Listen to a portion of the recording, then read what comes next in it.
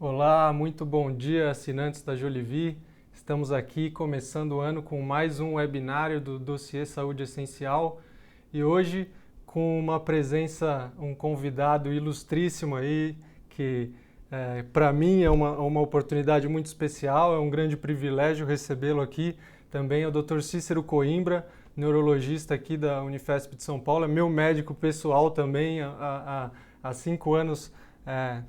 Fazendo o tratamento da vitamina D com o Dr. Cícero e é um tratamento que tem crescido muito nos últimos anos, muita gente se interessado, muita gente tendo resultados positivos, então é sobre isso que a gente vai falar hoje. Muito bem-vindo, doutor, obrigado por atender ao nosso convite. Sou eu que tenho que agradecer, eu é que me sinto honrado pelo convite da Jolivie. Muito bom.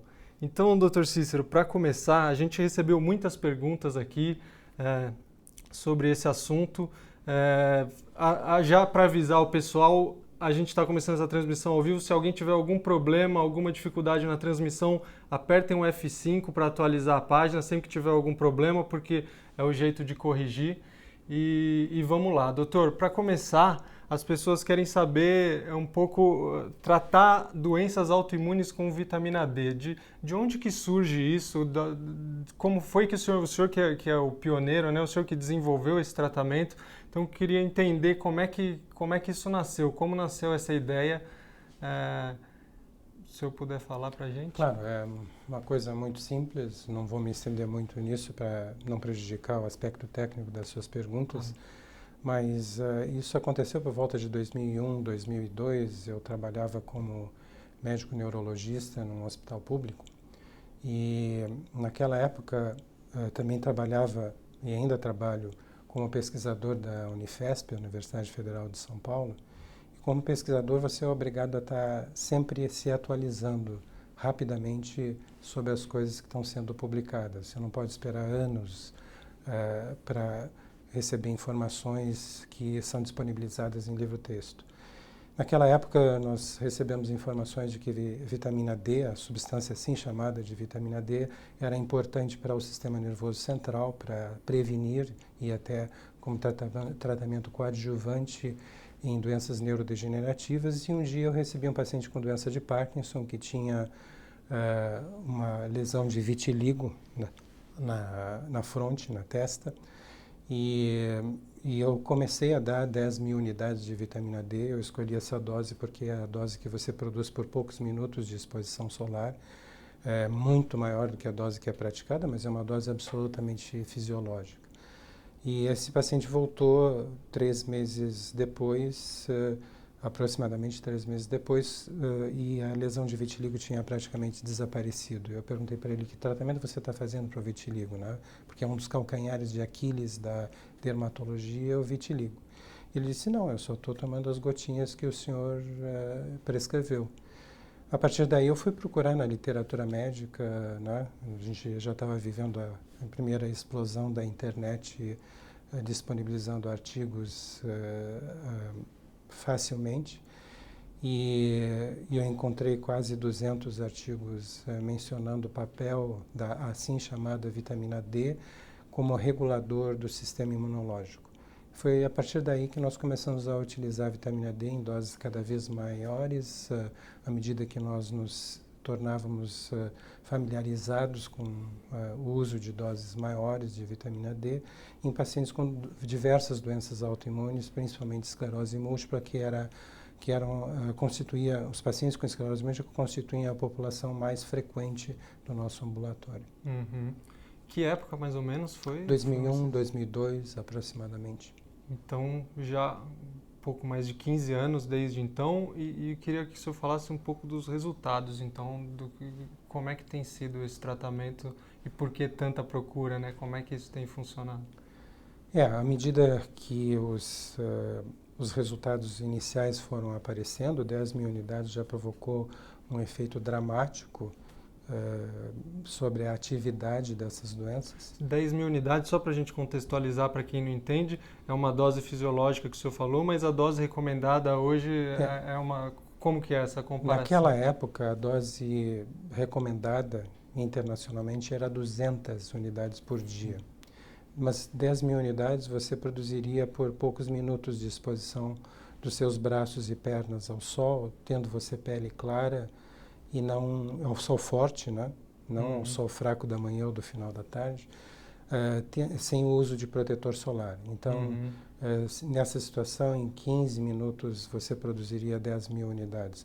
Mas se você ficasse no sol, na posição horizontal, não em pé, na posição horizontal, sob sol forte, ao lado de uma piscina, tendo quase todo o seu corpo exposto ao sol, em 10 minutos você é capaz, tendo pele branca e não usando protetor solar, você é capaz de produzir de 20 a 25 mil unidades de vitamina D. Então você compara essa quantidade, e essa informação já estava disponível naquela época, você compara essa quantidade com a dose que era aconselhada, que era de apenas 200 unidades.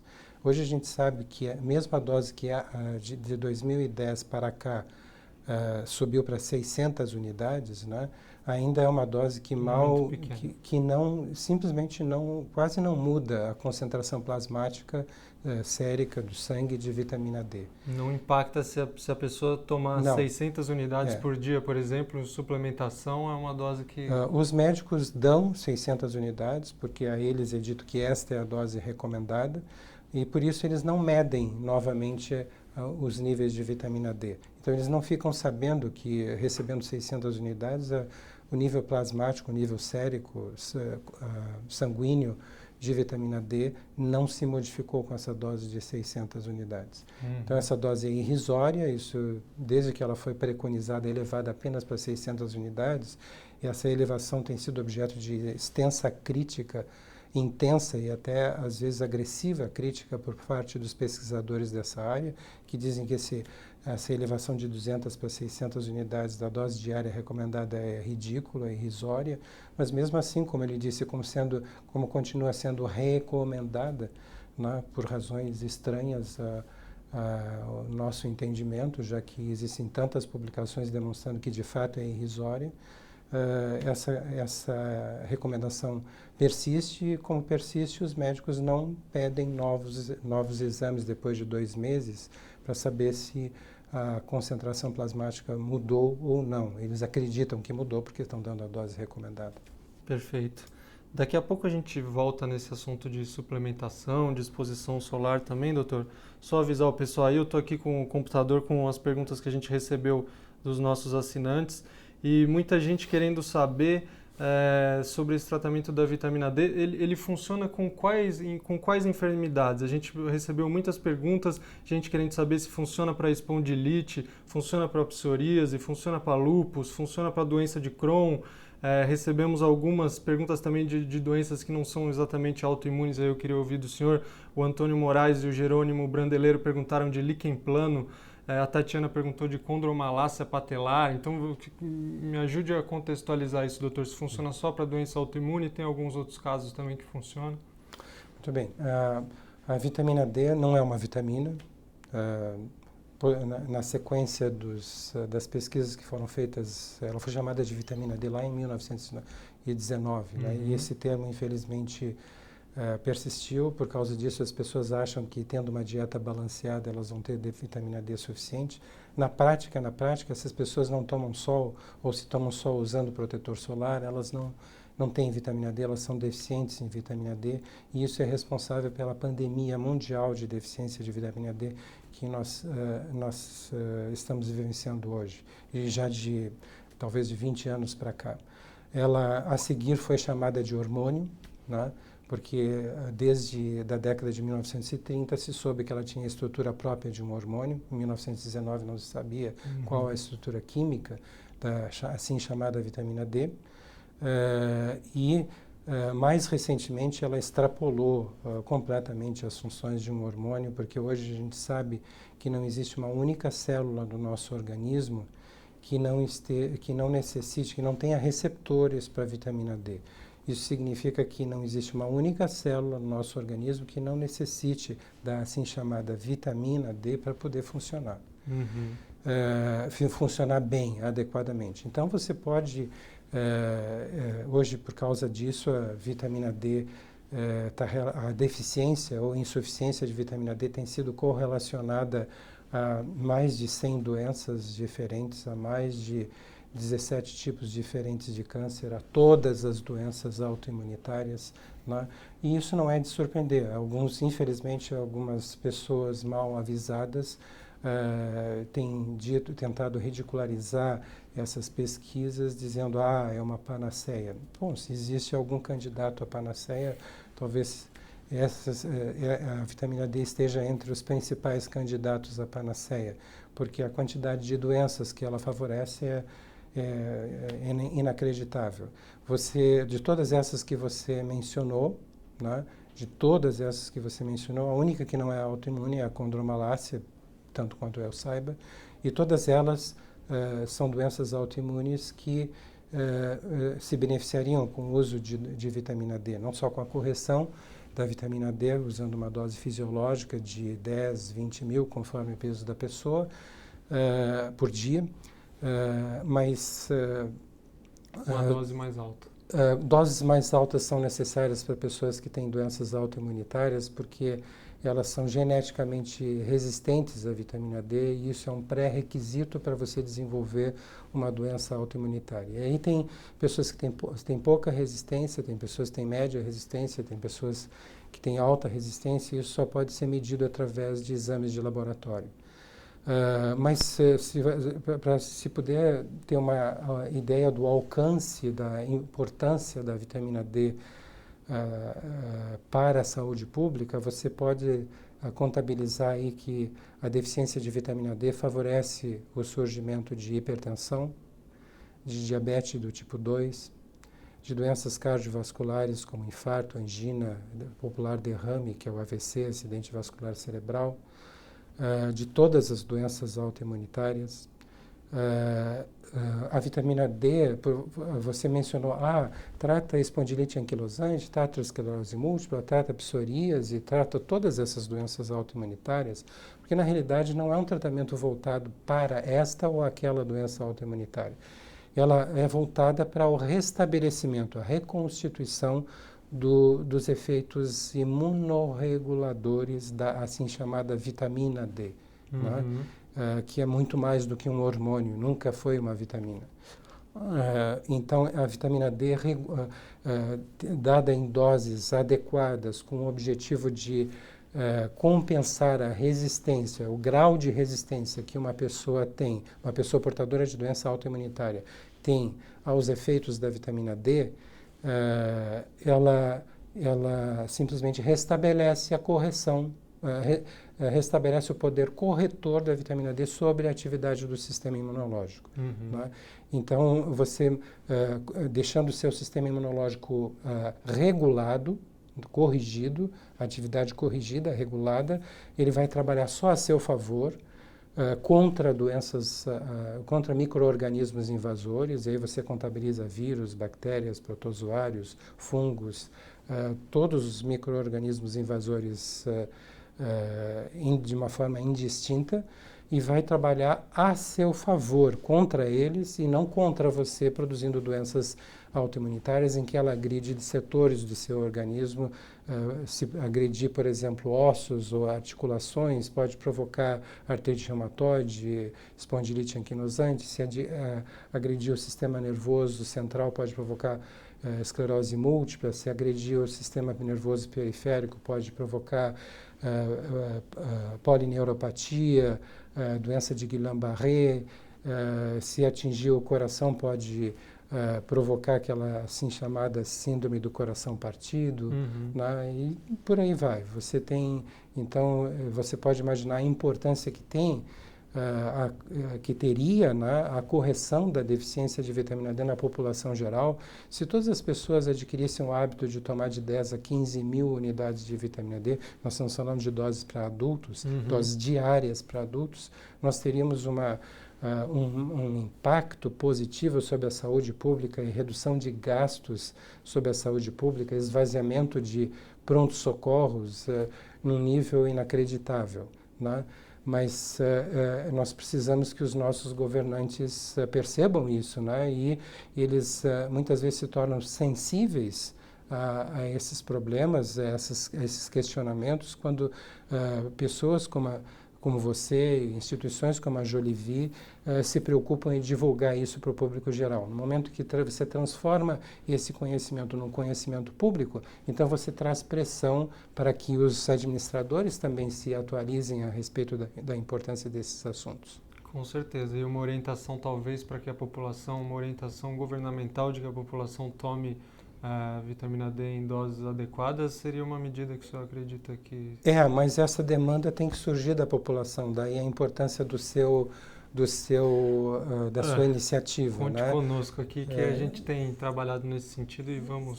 Porque você não pode esperar que o governante vai buscar informação a respeito desse assunto. A classe médica, uma boa parte da classe médica não busca informação porque não é desafiada a buscar. No momento que você coloca esses assuntos em pauta, abre para o grande público, você faz com que esse grande público, ao entrar em contato com o seu médico, questione o seu médico a respeito disso e ele vai se informar para poder dar uma opinião abalizada para o seu próprio paciente.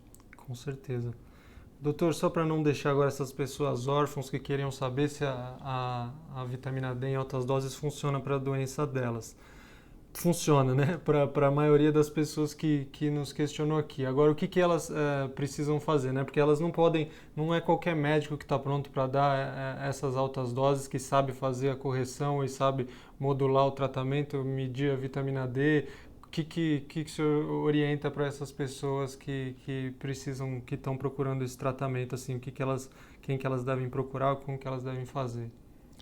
Então, o tratamento com o uso de altas doses de vitamina D deve ser feito sob acompanhamento médico.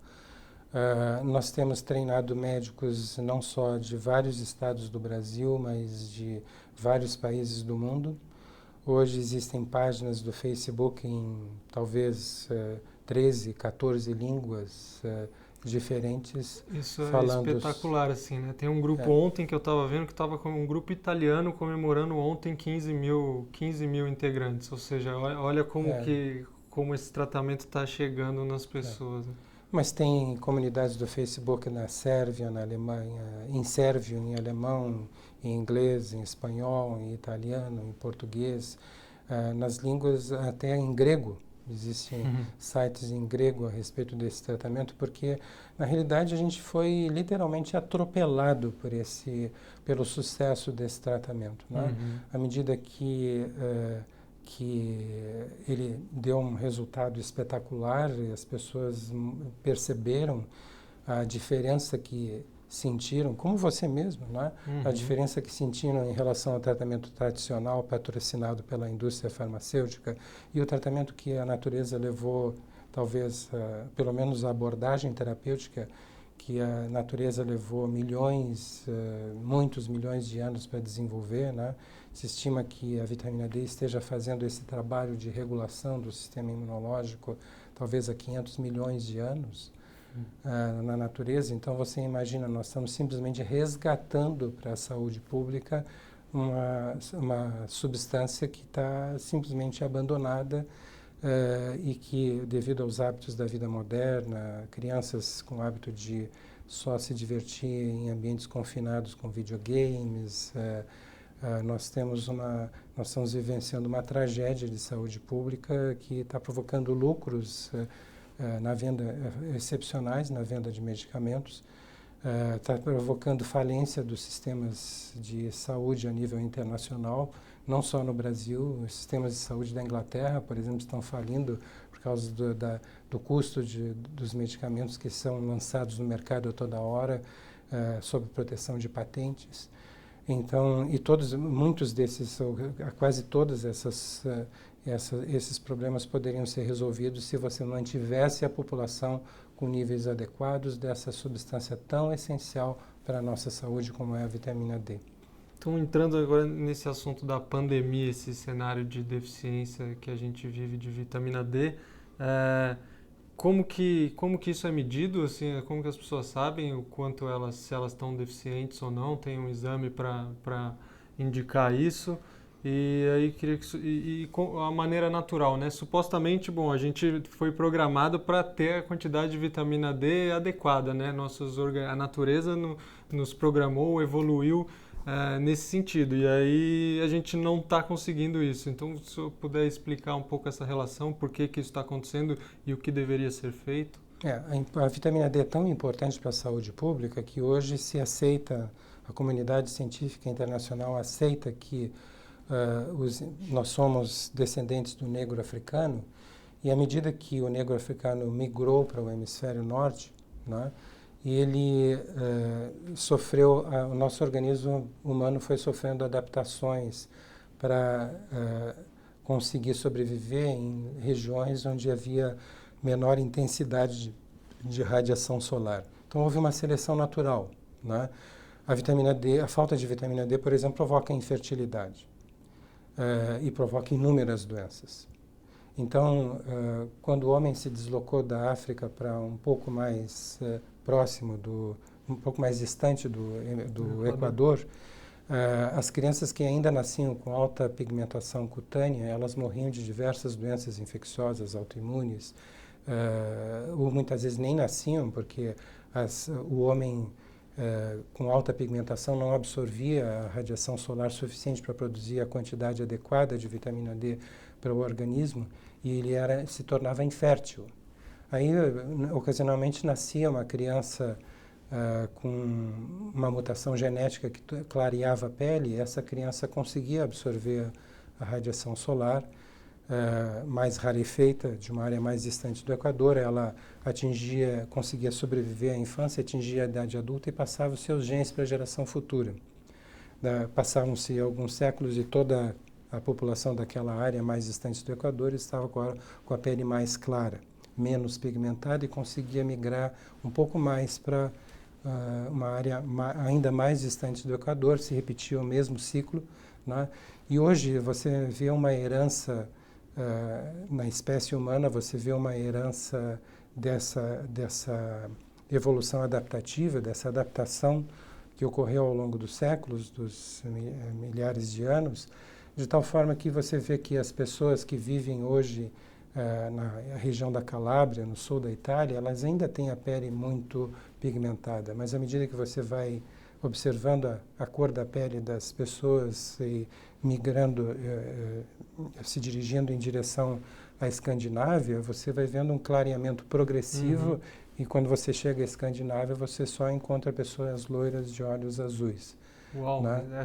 essa teoria explica muito bem, então, essa questão adaptativa, como se... Na realidade, não existe outra teoria, então eu diria que é a única explicação existente para o clareamento da pele das pessoas à medida que elas migraram para o hemisfério norte. Que o homem migrou, a espécie humana migrou a partir da África em direção ao hemisfério norte. É interessante você mencionar nisso que na Somália começou uma guerra civil, se não me engano, no final da década de 80 e início da década de 90, e como havia a tentativa de que uma única etnia se tornasse dominante no país, as etnias simplesmente dizimavam umas às outras, e milhares de pessoas foram aceitas como refugiados em Estocolmo, na Suécia, e criaram uma comunidade somali em Estocolmo. E passaram-se talvez 1 ou 2 anos e todas as crianças dessa comunidade somali estavam nascendo com autismo, né? Então, a partir daí, os médicos suecos simplesmente viraram essas mães somalis do avesso para tentar verificar o que havia de errado com elas, e a única coisa que eles descobriram que era comum a todas elas eram níveis quase indetectáveis de vitamina D, e a partir daí se percebeu a importância da vitamina D para o desenvolvimento do cérebro do bebê, né? E hoje existem talvez mais de 10 mil publicações a respeito disso, né? Então, é importante a gente passar essa mensagem. Eu não queria esquecer de passar essa mensagem para o seu público telespectador, né? De que é absolutamente importantíssimo que uma gestante tome de 7 a 10 mil unidades de vitamina D.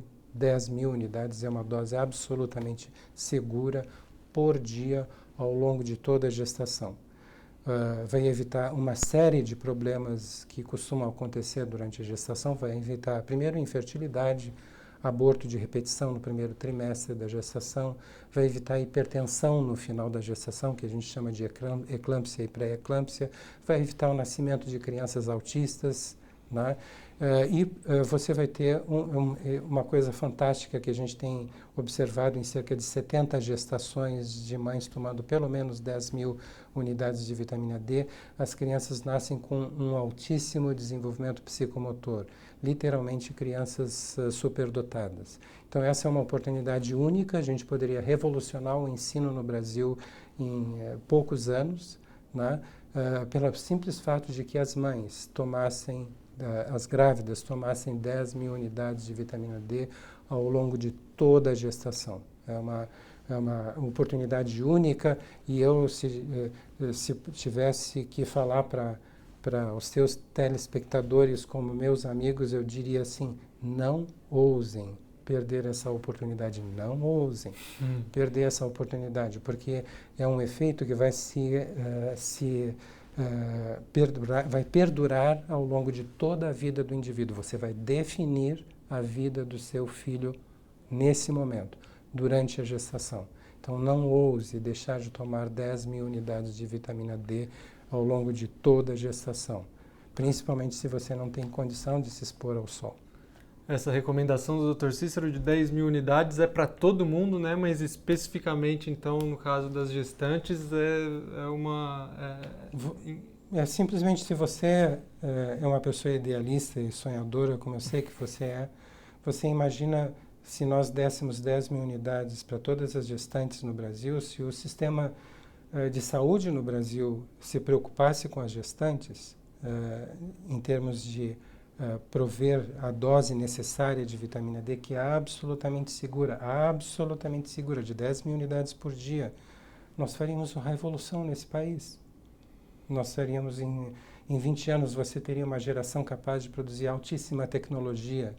Seria um salto quântico para o futuro, é uma oportunidade que é uma pena estarmos perdendo. E já que nós estamos falando sobre gestação, eu não posso me permitir também de falar sobre essa questão do Zika vírus, que volta de novo à mídia nessa época de verão. Né? Hoje nós sabemos que um dos principais locais de ação do nosso organismo é a placenta. Né? A placenta da gestante, ela é capaz de captar a vitamina D na forma bruta como ela é ingerida, e ela é capaz de transformar no local a vitamina D na forma ativa. E ao ser transformada na forma ativa, a vitamina D induz a produção de poderosas substâncias destruidoras de micro-organismos, de vírus, de bactérias, de fungos, de protozoários que tentam atravessar a placenta para atingir o feto. Elas são destruídas por essas substâncias. É fácil de vocês encontrarem na internet essas substâncias, elas se chamam, são duas grandes famílias de substâncias que são muito mais do que antibióticos, porque são antivirais, antifúngicos, antiprotozoários. Essas substâncias são chamadas de catelicidinas, é uma das famílias, catelicidinas, e outra família chamada de beta-defensinas. São famílias de substâncias destruidoras de micro-organismos, que tentam atravessar a placenta para atingir o feto. E é uma pena a gente verificar que hoje nós estamos com 85% dos bebês e das suas mães parturientes, 85% dos bebês nascendo com deficiência de vitamina D no Brasil, numa época de Zika vírus. Ou seja, o vírus Zika vai atravessar a placenta à vontade, porque não existe concentração suficiente de vitamina D no organismo para produzir as substâncias que o próprio organismo desenvolveu ao longo de milhares de gestações, com o objetivo justamente de destruir qualquer micro-organismo que tentasse atravessar a placenta para provocar a encefalite, por exemplo, do Zika vírus, mas qualquer tipo de encefalite viral seria bloqueada por uma adequada ingestão de vitamina D. Sua recomendação, nesse caso, segue a mesma anterior, 10.000 unidades de vitamina D? 10.000 unidades por dia. Pra... Eu não descarto a possibilidade de que existam pessoas dentro da população geral que necessitem de mais, mas se eu tenho que dar uma recomendação geral para o público em geral, eu tenho que ser responsável ao ponto de dizer 10.000 unidades. Todos os pesquisadores de vitamina D a nível internacional consideram como absolutamente segura e pode sim ser usada na gestação, não há problema nenhum. Mesmo que essa dose em gestantes de mais baixo peso acabe passando um pouquinho do limite superior, que é considerado normal, né? Porque essa consideração do normal foi feita através de coleta de amostras em uma população urbana viciada com pouca exposição solar. Mas mesmo que passe um pouquinho dessa dose, não é tóxica. Você pode ter absoluta segurança que 10.000 unidades por dia não é dose tóxica e vai evitar uma série de problemas para o seu bebê. Se você está me assistindo, não perca essa oportunidade, porque você está definindo a vida do seu filho agora. Durante a gestação. Você está definindo agora e é uma oportunidade única que não vai se repetir nunca mais na vida dessa criança. Doutor, além da reposição da suplementação, essa gestante ou qualquer pessoa, ela tem a possibilidade de manter esses níveis adequados de vitamina D pela exposição solar exclusivamente? Me fale um pouco dessa relação e, se isso for possível, como é que ela deve tomar sol? O problema é que, sob o ponto de vista prático, se a gente for absolutamente pragmático, isso é impossível de ser mantido na população urbana, por exposição solar. Pelo trabalho que nós executamos. A população urbana essencialmente trabalha, vive em ambientes confinados. E no pouco tempo que eventualmente ela possa ter para se expor ao sol, você de repente pode encontrar um ambiente nublado. Ou você pode já, no momento que você conseguiu sair para a rua para se expor um pouco ao sol, você pode já ter passado do período em que a exposição solar tem uma qualidade adequada para produzir na pele vitamina D. Então, existe uma regra que é chamada da regra da sombra.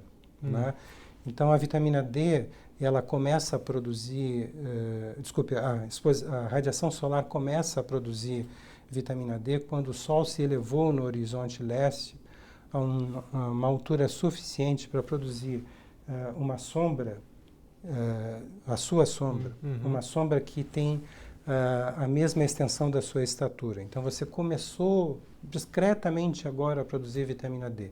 Quanto mais elevado estiver o Sol, quando ele estiver a pino, você vai estar produzindo vitamina D muito rapidamente, em pouquíssimos minutos. E ela vai deixar de produzir vitamina D quando a sua sombra estiver se pondo no horizonte oeste e produzir uma sombra que se torna maior do que a sua estatura. Então, essa é a regra da sombra. Então, aquele sol da manhã, que é o recomendado pelos dermatologistas, 7 às 9 da manhã, para não produção produz de vitamina D e só produz câncer de pele. Só produz câncer de pele. Na realidade, é muito importante que a gente fale sobre essa questão do câncer de pele. Você, na hora do sol forte, em que a sua sombra tem uma menor extensão do que a sua estatura, bastam pouquíssimos minutos de exposição solar. É como eu lhe disse, 10 minutos corpo inteiro exposto ao sol são 20.000 unidades de vitamina D. O senhor falou disso para uma pessoa de pele clara. Se a pessoa tiver uma pele mais escura, provavelmente ela tem que de 5 a 10 vezes mais exposição solar para você obter, dependendo... De 5 a 10 vezes mais. Mais exposição solar, dependendo do grau de pigmentação da sua pele. Tá. Então, isso é para uma pessoa de pele clara. Então, você vê que e a pessoa idosa, ela produz apenas... se você comparar uma pessoa de 70 anos com uma pessoa de 20 anos, a pessoa de 70 anos produz apenas 1/4 da quantidade de vitamina D que a pessoa de 20 anos produz com o mesmo grau, com o mesmo tempo de exposição solar e a mesma extensão de pele exposta ao sol. Então, ela teria que ficar 4 vezes mais sob o sol forte para produzir a mesma quantidade de vitamina D. Então você vê, são tantas variáveis, uso de roupa, uso de exposição de protetor solar, horário do dia, horário que varia conforme a estação do ano, você estando na mesma localização, porque no verão o sol atinge essa elevação no horizonte leste que começa a produzir vitamina D por volta de 8h30 da manhã aqui em São Paulo, mas no alto do inverno só às 11 horas ela atinge essa altura. Então você vê que são tantas variáveis que para a população urbana a única forma que você tem, do ponto de vista prático, sendo extremamente pragmático, é você dar 10 mil unidades por dia de vitamina D para você obter mas pelo menos 7 mil, que é o que é atualmente recomendado pelos experts. O mínimo seria 7 mil unidades por dia. Esse seria o mínimo para você se manter fora dos níveis de deficiência, de acordo com a Endocrine Society nos Estados Unidos, ou Sociedade de Endocrinologia Americana. Doutor, bastante gente perguntou, o Vitaly Ardit perguntou, é verdade que tomar sol não adianta mais para metabolizar a vitamina D? Tive essa informação através de um médico que informou que os raios solares não influem no nível de vitamina D do organismo, além da suplementação. Aqui ele questiona, tem muita gente que faz essa pergunta, se eu tomo vitamina D, mas eu também tenho que tomar sol para isso funcionar direito, metabolizar direito. Existe essa relação mesmo? Não, a mesma substância que você produz na pele por exposição solar é aquela que você suplementa por via oral, é a vitamina D3 ou colecalciferol. Que é a certa de tomar. Também muita gente pergunta, eu tenho que tomar D2 ou D3 mesmo? A D2 apenas é a vitamina D produzida por alguns vegetais e ela só tem parte dos efeitos que a vitamina D3 possui. Então, e a questão da potência também é uma coisa importante. Então, se você quiser tomar a vitamina D que é natural do seu organismo, essa vitamina D se chama vitamina D3 ou colecalciferol, e é a ela que nós estamos nos referindo quando nós dizemos 10 mil unidades por dia. Tá? Agora, existem outros fatores, a gente mencionou só alguns fatores, como idade, pigmentação da pele, uso de roupas, mas existem, por exemplo, fatores como excesso de peso. Né? A gordura que fica debaixo da pele, chamada de tecido celular subcutâneo, ela rouba a vitamina D da circulação. Então, quanto mais uma pessoa que tem excesso de peso, ela pode necessitar, só pelo fato de ter excesso de peso, de 2 a 3 vezes mais vitamina D do que uma pessoa de peso e estatura mediana. Aí essa orientação de 10 mil passaria para 20 ou 30 mil. Exatamente. E é possível medir isso no consultório? Se ele estiver acompanhado por um médico que entenda do assunto, o médico pode... Mas você percebe quantas variáveis estão envolvidas? Então, se você vai tomar mais do que 10 mil unidades de vitamina D, é importante que você perceba, toma essas 10 mil unidades de vitamina D, depois peça para o seu médico coletar a forma que determina se você tem deficiência ou não, que é a 25-hidroxi-D3. Né? Tem 2 tipos de exame de vitamina D que são mais comuns, que são mais conhecidos e tem muita confusão com isso. Né? Isso. O 1,25 de hidroxi-D3 nunca se mostra alterado. Mesmo que você esteja intoxicado com vitamina D ou com nível baixo de vitamina D, o 1,25 hidroxi-D3 vai estar sempre dentro do nível normal. A 25-hidroxi-D3 é aquela que mostra se você está deficiente e qual é o seu nível de deficiência. Então, mas a vitamina D, a partir do momento que você começa a tomar uma dose diária e não falha nenhum dia, ela leva pelo menos 2 meses para se estabilizar. Só então você pode voltar a medir o seu nível de vitamina D para ver se aquela dose que você tomou é suficiente ou não. Como tem todas essas variáveis, como as pessoas de idade mais avançada não só produzem menos vitamina D por exposição solar, mas elas são mais resistentes à vitamina D, eu posso dar como recomendação geral para todas as pessoas, tomem 10 mil unidades de vitamina D, depois de 2 meses peçam para o seu médico medir a 25-hidroxi-D3. E aí a dose pode ser ajustada de acordo com todas essas variáveis e com o resultado dessa suplementação diária. Perfeito. Protetor solar, doutor. Protetor solar inibe a produção de vitamina D se a pessoa estiver exposta ao sol? Se você colocar um fator solar mínimo, fator 8, por exemplo, você inibe cerca de 90% a 95% a produção de vitamina D. Então, na prática, qualquer tipo de produção solar, hoje ninguém usa mais protetor solar 8, as pessoas usam 15, 30, 60, Se você está usando protetor solar, não adianta você se expor ao sol, né? Então, mas por outro lado, a falta, tanto o uso indiscriminado de protetor solar, quanto a falta do uso, a falta indiscriminada do uso do protetor solar, sem protetor solar, são extremos, né? E o bom senso sempre nos diz que os extremos estão errados, né? Então, se você, por exemplo, vai levar o seu filho à praia, não passe protetor solar antes de ir à praia. Espere os primeiros 15 minutos já na praia, então coloque protetor solar, né? Aproveite, né, que já está lá, não deixe de e lembre que não adianta você esperar esses 15 minutos antes de que o sol esteja, tenha se elevado a pelo menos ao ponto de produzir uma sombra igual à sua estatura. No Brasil tem uma média de horário disso para o verão, que vai ser depois das 9? Esse é o problema. Se você chegar em São Luís, no Maranhão, você tem 6h30 da manhã, você está produzindo vitamina D na sua pele em grande quantidade. Aqui em São Paulo, o sol mal está nascendo. Então, é uma coisa difícil. Você tem que usar a regra da linha do Equador, da sombra, para você saber se você está produzindo vitamina D ou não. Perfeito. Mais algumas perguntinhas que recebemos. Aquela do banho, né? O Marcos Correia, de Ananindeua, no Pará, perguntou se é verdade ou mito que se pegar sol para sintetizar vitamina D, não podemos tomar banho por pelo menos 2 horas. É mito. A vitamina D é produzida no interior da pele, não na superfície da pele. Mas nas camadas, em camadas internas da pele. Então, ao tomar banho, você não retira as camadas superficiais da pele. Ela é produzida no interior da pele, então o banho não retira vitamina D. Isso é mito. Perfeito. Era a pergunta do Ayrton Alves aí, respondida também é mito. Pergunta da Marli Nel. Tenho uma dúvida sobre a absorção da vitamina D. É verdade que a vitamina D é absorvida muito rapidamente pelas pálpebras por não ter queratina, fechando os olhos e ficar em direção ao sol na hora do meio-dia? Dizem que se ficamos apenas alguns minutos já absorvemos o suficiente.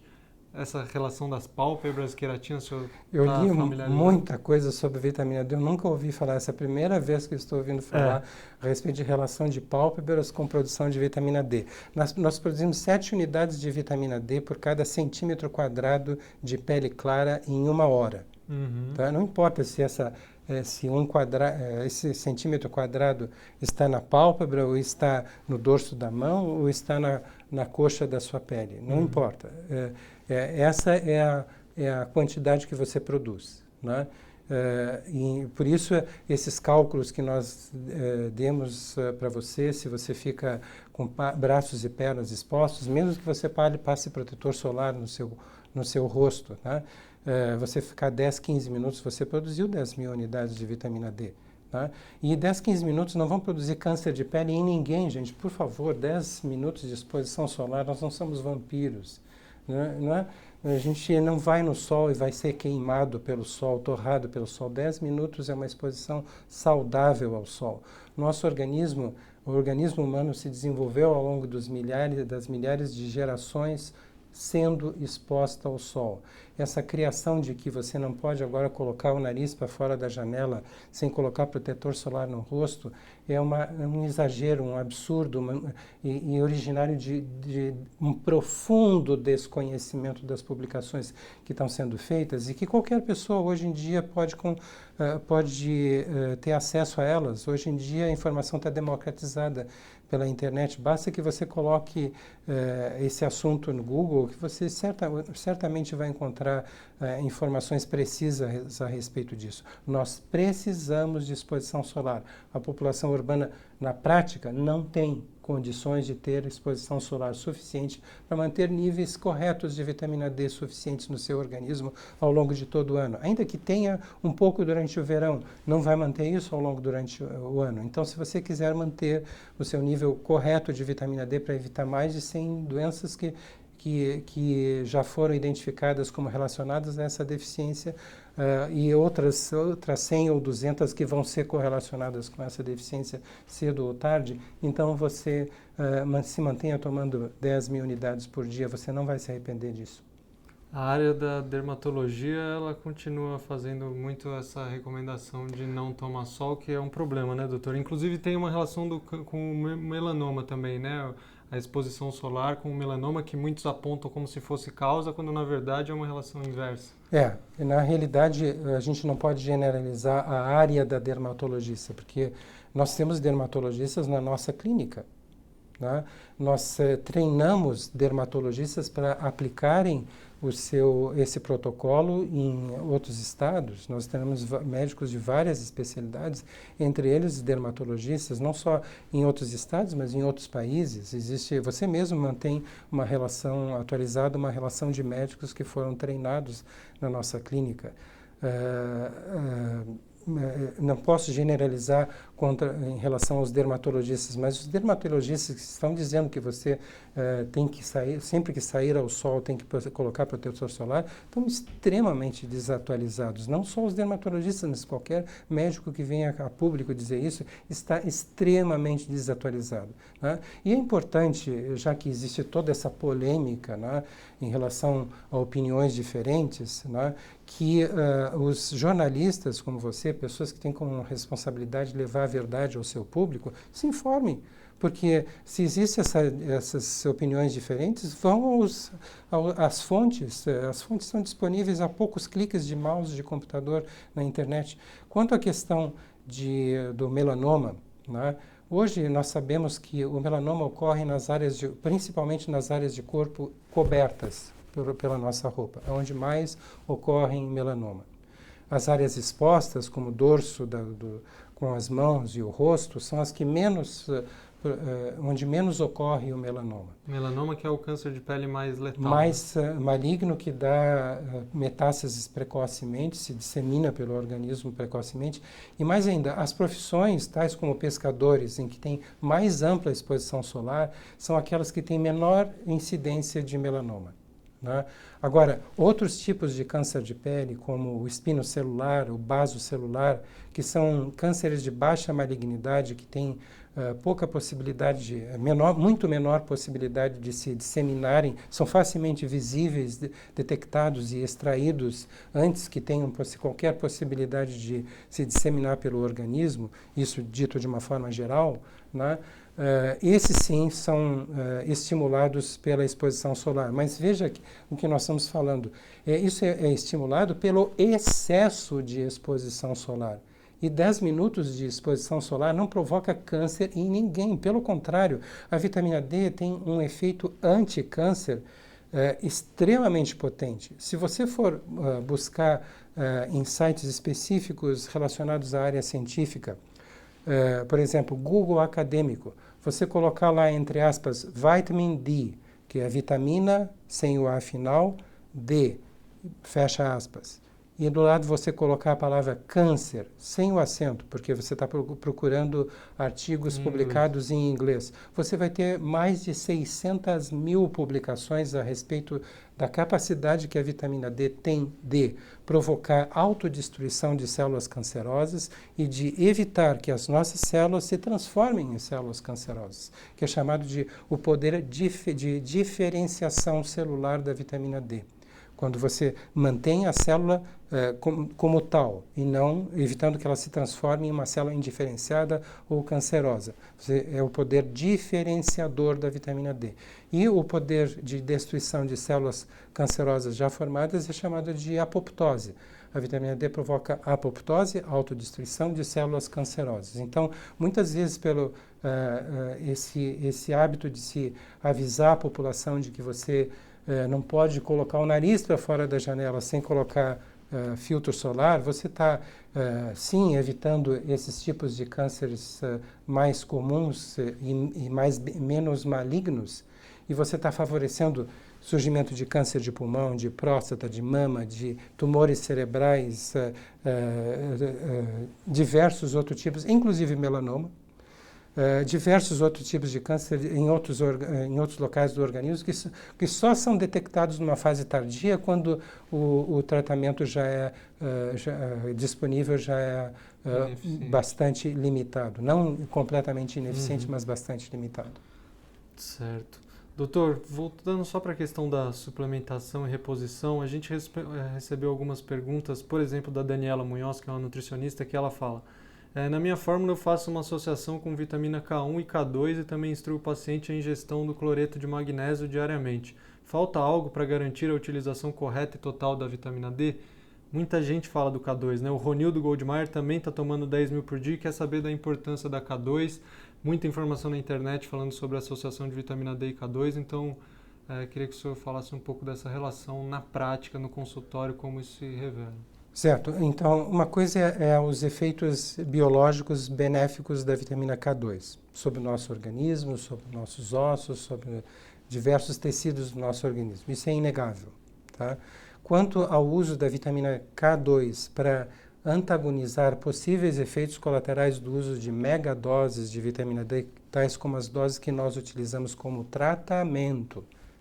Não é essa dose de 10 mil unidades por dia, que é para prevenção de doenças, né? Mas para megadoses, a vitamina K2 não se mostra benéfica, não se mostra capaz de antagonizar os efeitos, os efeitos colaterais do uso de altas doses de vitamina D. A gente tem que usar outras formas para antagonizar esses efeitos, tá? A gente não falou desses efeitos colaterais, possíveis efeitos colaterais já falamos, de altas doses? Já vamos falar, só para completar a sua pergunta Perfeito. anterior. Então, a nutricionista, como chama ela? Daniela Munhoz. A Daniela Munhoz perguntou que outras coisas seriam necessárias. Ela falou de uma coisa muito importante, que é o magnésio, né? Então, o magnésio hoje também um problema de saúde seríssimo, é uma pandemia também mundial de deficiência de magnésio, porque a nossa dieta ocidental induz a deficiência de magnésio, né? Por exemplo, excesso de ácido fosfórico que está presente nos refrigerantes gaseificados, né? Se liga ao magnésio formando fosfato de magnésio que não é absorvido. Excesso de carnes na dieta também induz a disponibilização de grandes quantidades de ácido fosfórico, de fosfato, e produz o mesmo efeito. Excesso de açúcares na dieta, excesso de cálcio na dieta. Na dieta ocidental tem uma quantidade absurda de cálcio, né? Uhum. Nós consumimos muitos laticínios, isso tem excesso de cálcio. O cálcio compete pela absorção com o magnésio e o magnésio é necessário em uma quantidade enorme de reações químicas no nosso organismo. Os pesquisadores estimam que metade dos nossos genes não teriam o seu efeito final completo sem o magnésio.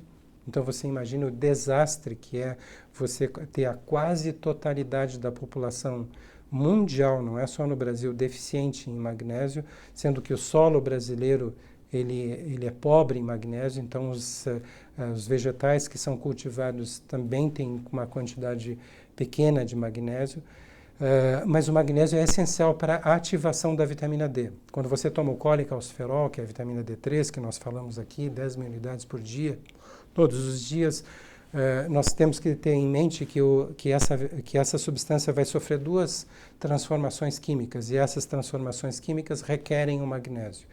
Então, a Daniela, né? Daniela. A Daniela está absolutamente certa em colocar magnésio na sua fórmula de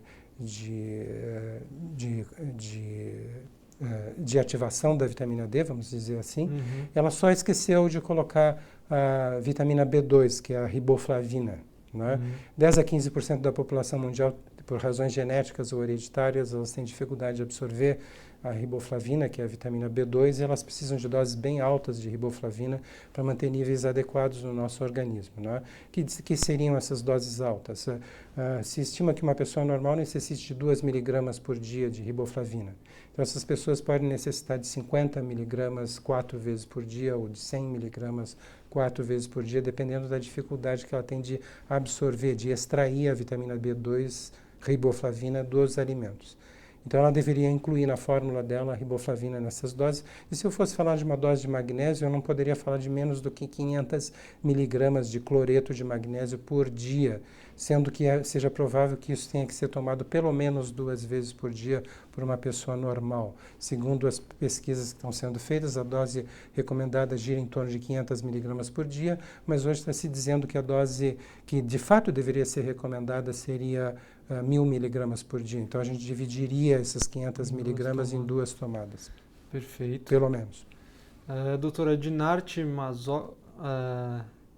Mazzocchi falou: o médico me receitou 150.000 unidades de vitamina D uma vez por semana durante 9 dias. Isso pode prejudicar os rins ou algum outro órgão?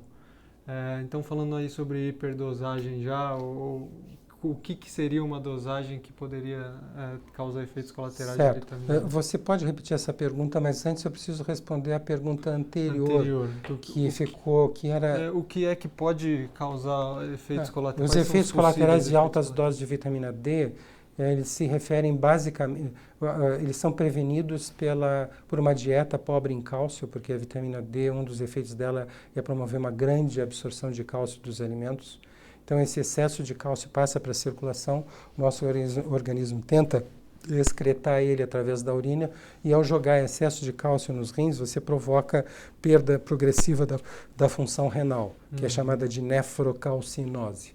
Então, para evitar isso, a pessoa tem que fazer uma dieta rigorosa, pobre em cálcio. Quer dizer, pobre em cálcio não, apenas com a quantidade normal de cálcio que o nosso organismo precisa. Né?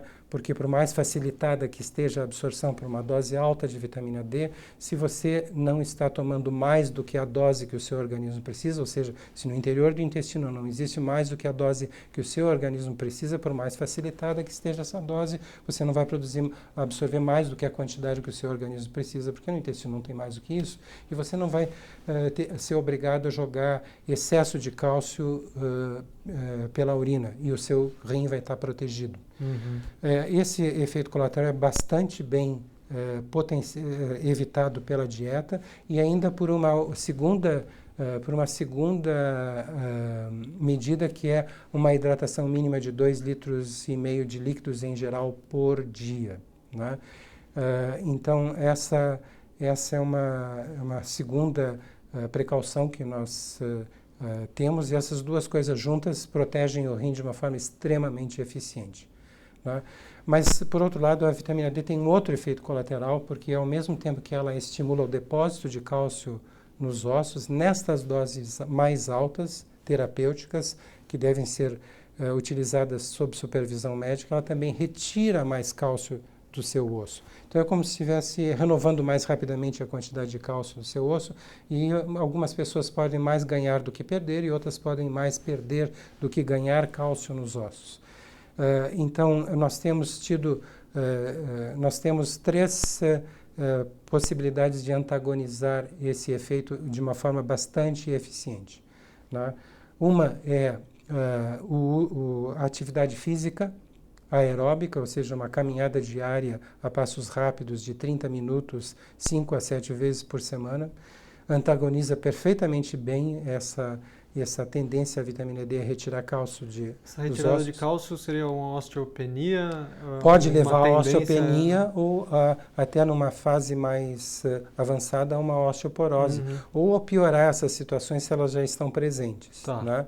Então, nós antagonizamos isso com a atividade física, descrita dessa forma, ou se a pessoa não pode caminhar ou tem problemas de deformidade articular, quando já procura o tratamento portadora de artrite reumatoide, por exemplo, tem deformidades articulares e dores articulares nas articulações dos membros inferiores, então você é obrigado, às vezes, a lançar mão de medicações que bloqueiam a saída de cálcio dos seus ossos nessas pessoas. E uma coisa que está surgindo agora, e que nós estamos ainda numa fase de desenvolvimento para saber qual seria a dose adequada, seria uma suplementação de uma dose maior de magnésio do que aquela que seria preconizada. A gente disse que 500 miligramas 1 ou 2 vezes por dia poderiam ser suficientes para uma pessoa adulta. É provável que para uma pessoa que está tomando doses maiores de vitamina D, megadoses de vitamina D para tratamento de doenças autoimunitárias, por exemplo, essas pessoas precisam de doses maiores de magnésio, justamente para evitar, porque o magnésio é um grande combatente da osteopenia, é um recurso muito grande para você evitar a osteopenia e a osteoporose. Perfeito. E isso está sendo testado agora? Não, nós sabemos que o magnésio tem esse efeito. O que nós estamos tentando é ajustar quais as doses que seriam adequadas para obter esse efeito de antagonizar o efeito de retirada de cálcio dos ossos que a vitamina D tem sobre pessoas que não podem fazer essa atividade física que nós mencionamos.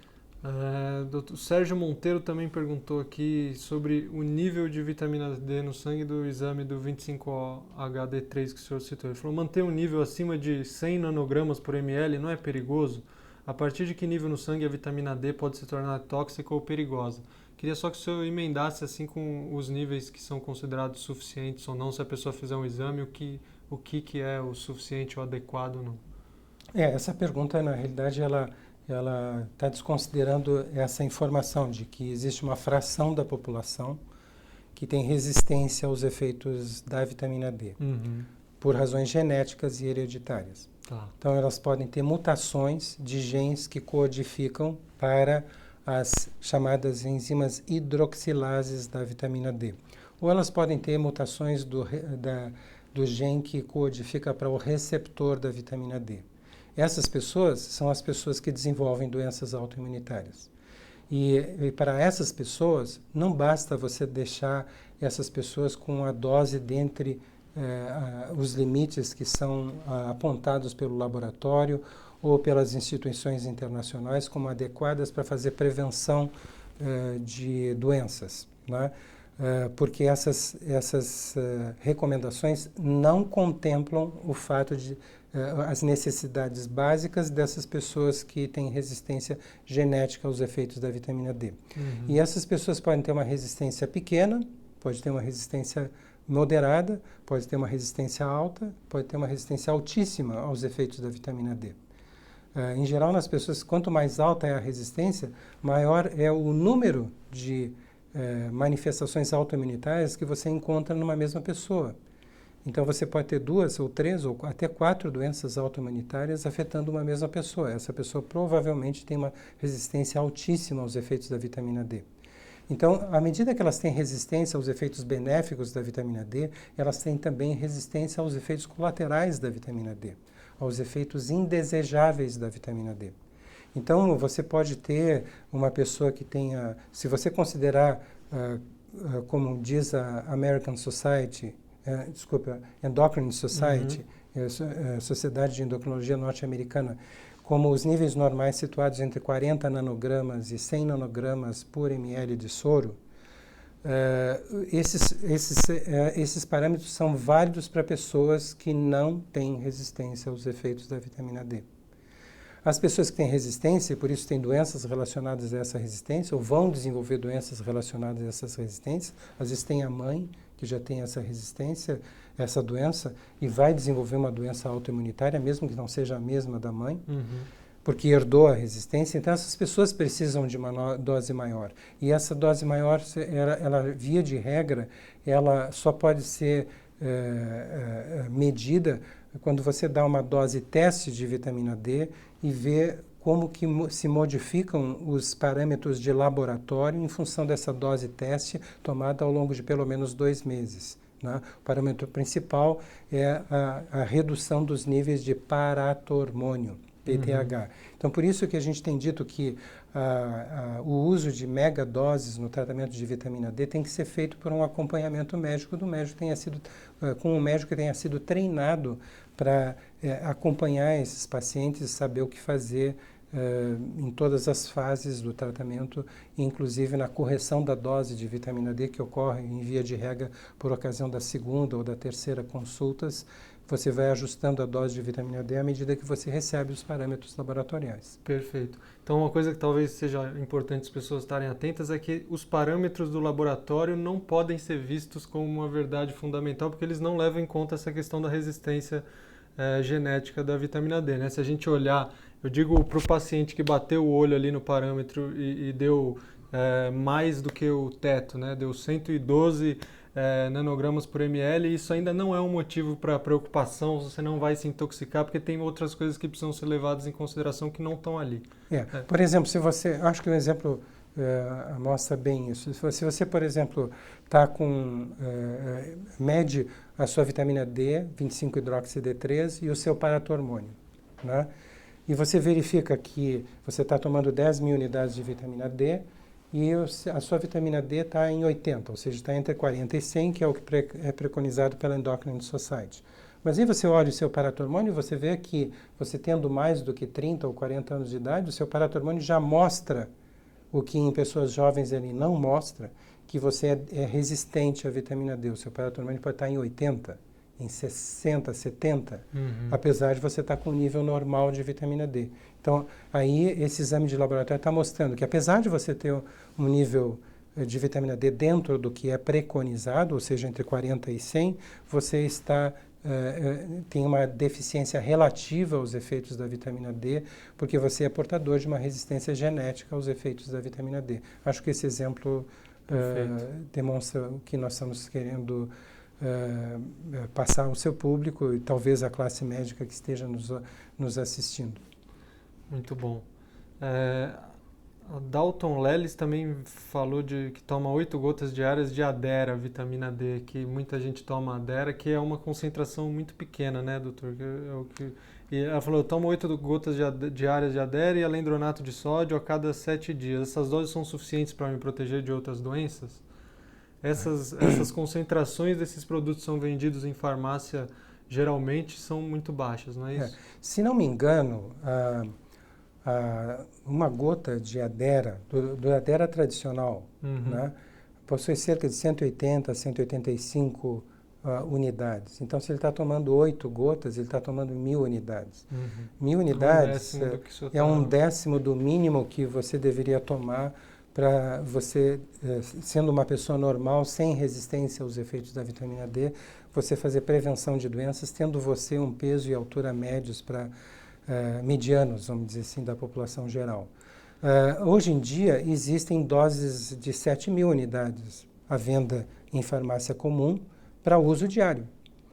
Porque já está havendo o reconhecimento de alguns setores da indústria farmacêutica, fundamentados nessas pesquisas, demonstrando que 7.000 unidades, menos do que 7.000 unidades, é absolutamente inadequado.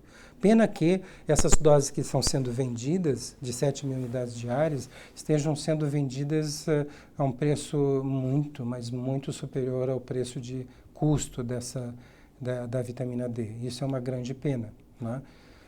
A dica para as pessoas nesse sentido é que talvez a manipulação, um médico que saiba manipular a vitamina D vai sair mais barato. O que é uma pessoa que quer tomar 10.000 unidades e que seja sustentável, que ela não vai gastar?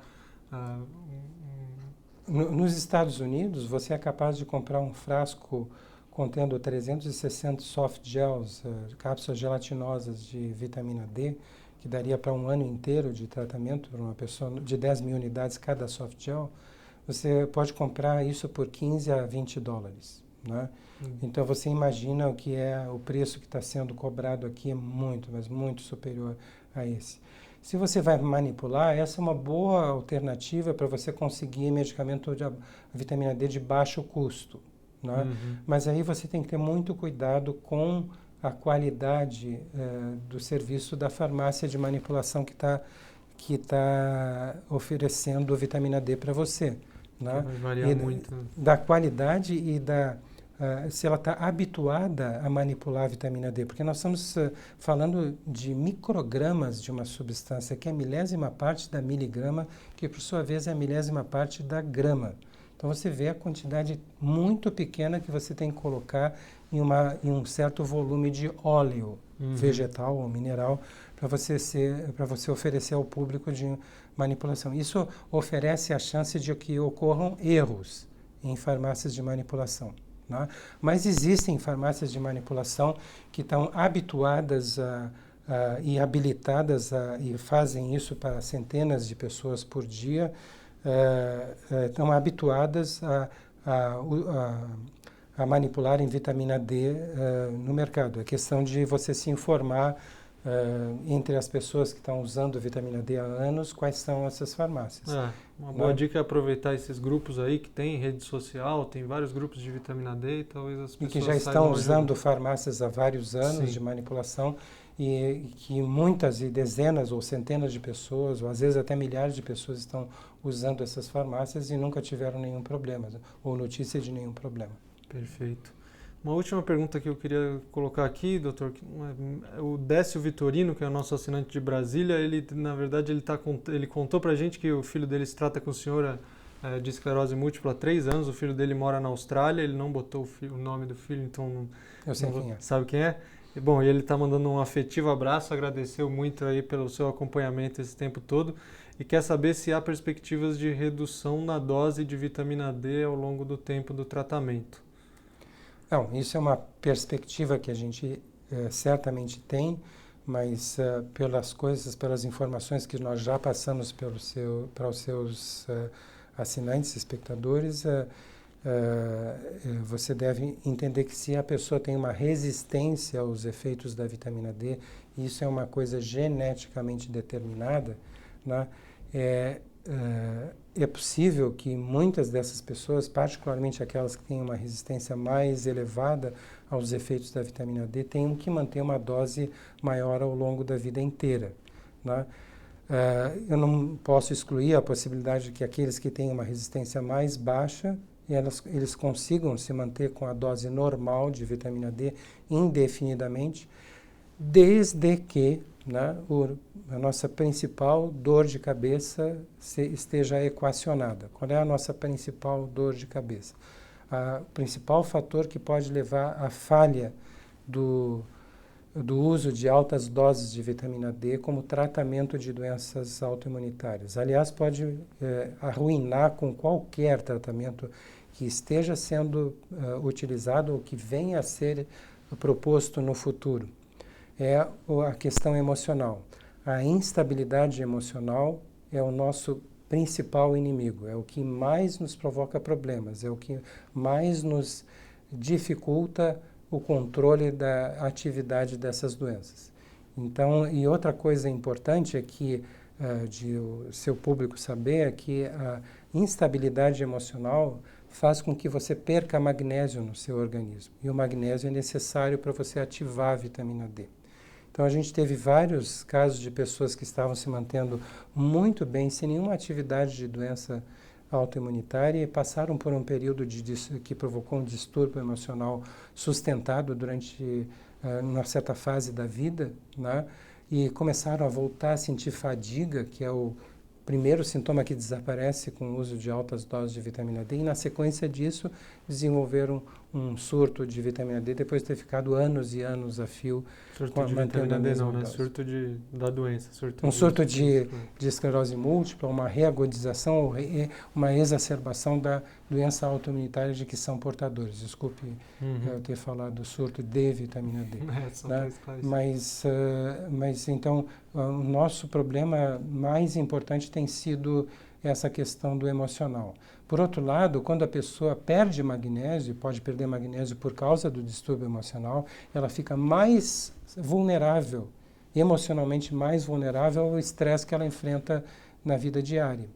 Então você cria um ciclo vicioso em que você passa por um estresse da sua vida, você perde magnésio, a vitamina D não consegue ser ativada no seu organismo, você perde parte do efeito protetor contra a ativação de uma doença autoimunitária e você tem um novo surto ou uma nova exacerbação dessa doença. Quando você tem uma nova exacerbação da doença, você fica emocionalmente extremamente abalado, porque você pensou, eu estava com a minha vida resolvida e de repente vem esse novo surto. Então, fica um alerta. A gente precisa não só de dar doses altas de vitamina D, mas a gente precisa que as pessoas portadoras de doenças autoimunitárias, número 1, se mantenham emocionalmente estáveis, estabilizadas e busquem todos os possíveis recursos para alcançar essa estabilidade emocional, que elas abandonem o hábito de tomar banhos excessivamente quentes. Muitas delas têm esse hábito desde a infância. Isso é um desencadeante da doença autoimunitária, um sustentador da doença autoimunitária.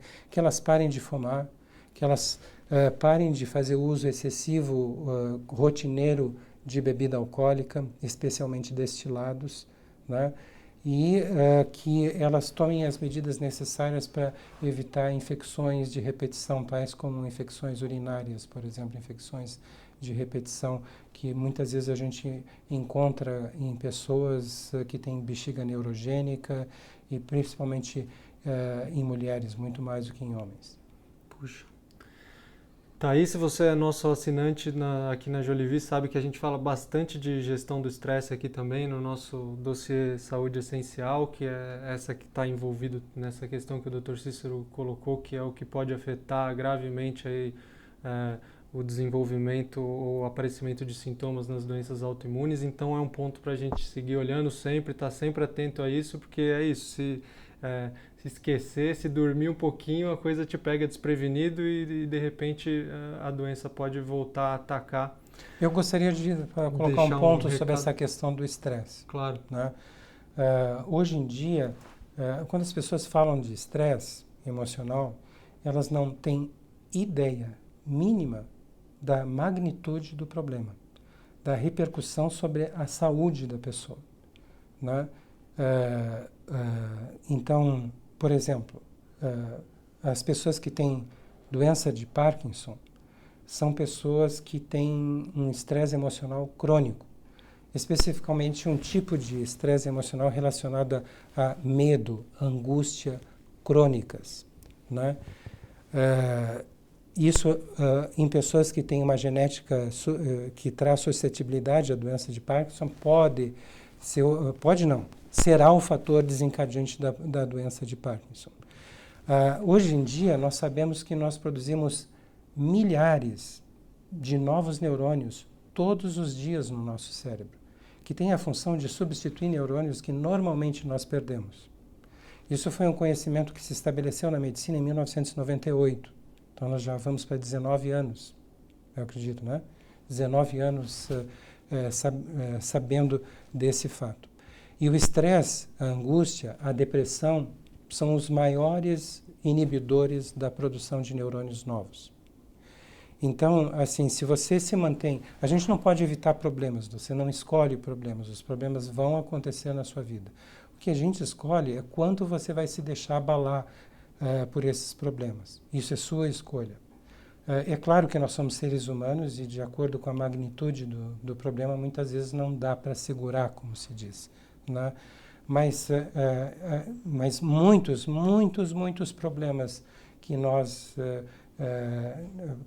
nos abalam hoje em dia não precisavam nos abalar, porque são problemas rotineiros da vida diária, vão se repetir amanhã, depois de amanhã, no dia seguinte, na semana seguinte, vão fazer parte da nossa vida. A nossa vida seria muito chata sem problemas. Ninguém precisaria de você se ninguém tivesse problemas. Todo mundo perderia o seu senso de utilidade. Sem senso de utilidade, a gente perde a autoestima. Perdendo a autoestima, a gente entra em depressão. Entrando em depressão, a gente bloqueia a nossa neurogênese e quando a gente tiver 80 anos, a gente vai estar com doença de Alzheimer. A gente vai perder a nossa cognição, a nossa capacidade cognitiva, a nossa lucidez.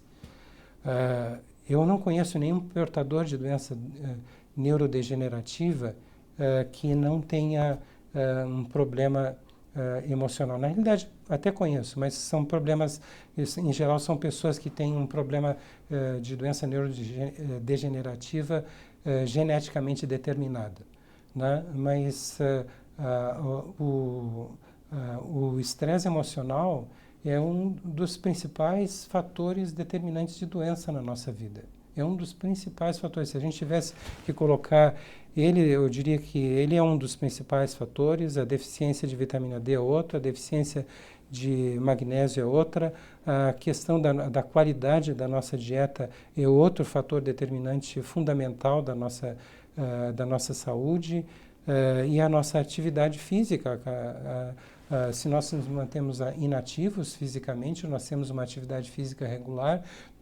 A atividade física é um dos maiores estimulantes da produção de novos neurônios. Isso é uma coisa impressionante de ver, porque há 3 anos atrás talvez existissem cerca de 1.000 artigos publicados, hoje tem mais de 100.000 artigos publicados. Houve um salto quântico no interesse da neurociência em relação à capacidade de uma atividade física regular produzir e estimular a produção de novos neurônios. Então, se você quer manter a sua população de células nervosas no seu cérebro, pratique regularmente uma atividade física. Não precisa ser uma atividade física extenuante. Uma caminhada como essa que nós mencionamos, de 30 minutos a passos rápidos, 5 a 7 vezes por semana, é mais do que suficiente. É benéfico para todo o seu organismo, para o seu aparelho cardiovascular e para o seu cérebro.